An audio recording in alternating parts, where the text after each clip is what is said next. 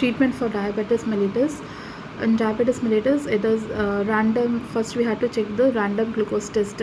If it is more than 200 mg per deciliter, and if the patient is having any symptoms or not, then fasting blood glucose level, it should be more than 125 mg per deciliter on 2 occasions, and HbA1c level, it should be more than or equal to 6.5%.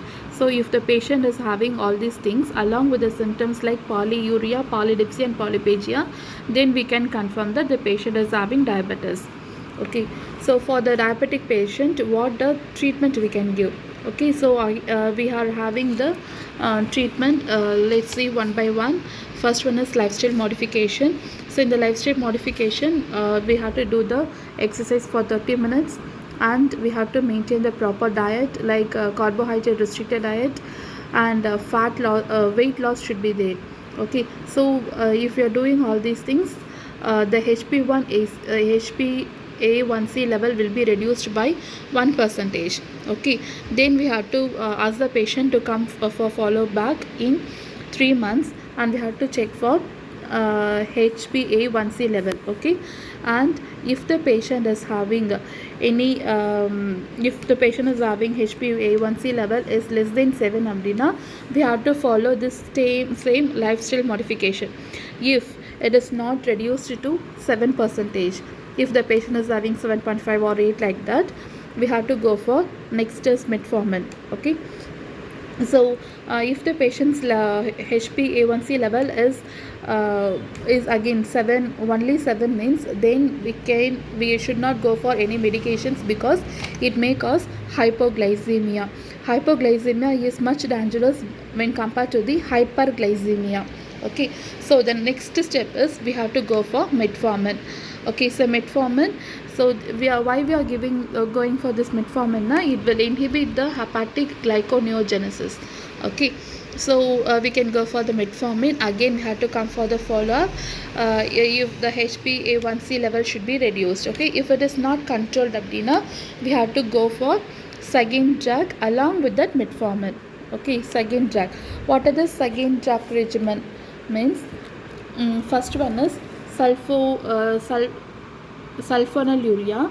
So it may be we can use either of this, glypuride or glipizide. So mechanism, it will increases the insulin secretion and it will cause the hypoglycemia. Okay, side effect is it may leads to hypoglycemia. Okay, and the second one is second class of diabetic drug is glitazones. Okay, glitazones or glitazones.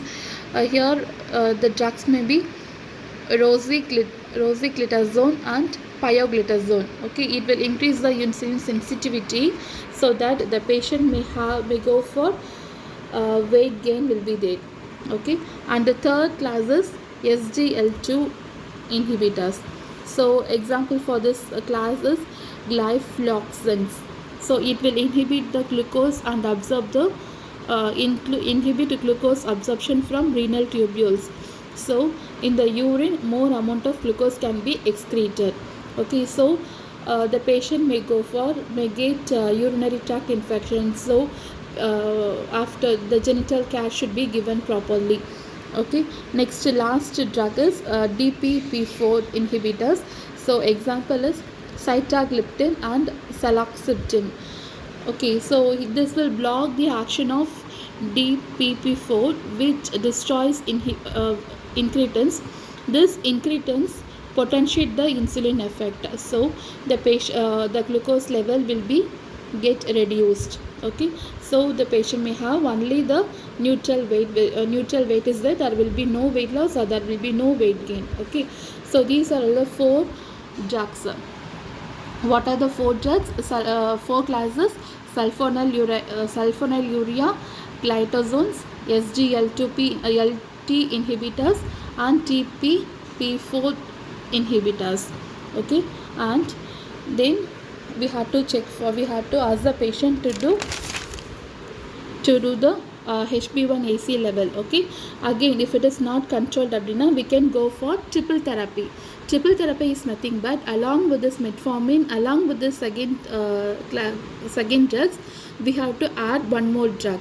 Either it may be DPP4 or it may be SGLT2 LT2 inhibitors. Okay, then again we have to check for HB1AC level. Okay, if the patient's if the patient's level is not get reduced or if it is not controlled, we have to start the insulin. Okay, so in the insulin, before that we have to assess whether the patient is taking the medications properly, and properly if the patient is skipping the medicines, and if they are following the lifestyle modification properly. We have to check all these things. Okay, so that we can identify the reason why the glucose is not controlled. Okay, if you are doing this, we can prevent the patient from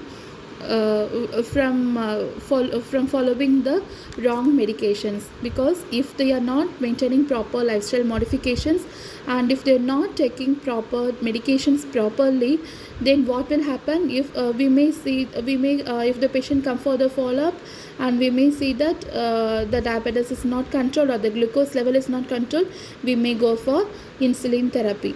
So in order to prevent that, we have to assess the reason why the patient's insulin level is not reduced. Okay, then we have to start the insulin. If the patient is following all these medications properly, then then only after that, if the glucose level is not controlled, then only we should go for insulin therapy. Okay, insulin, we have to start the start the long acting insulin, that is 0.1 unit per kg. Then on the next day morning we have to check the blood glucose level. Okay, it should be reduced or not, it is reduced or not. Then we have to go for insulin regimen. Okay, so the insulin regimen will be discussed in the later videos. Okay, so for the diabetes mellitus, first we have to do these three tests: random glucose test, fasting blood sugar, and the HB1AC. Then we are having lifestyle modification, metformin. Then the patient should be go for the second line medications. Is there, and the triple therapy is there. Okay, and we have to start the insulin. Then we have to add one more insulin. Okay, that like basal bonus like that. Okay, thank you for watching.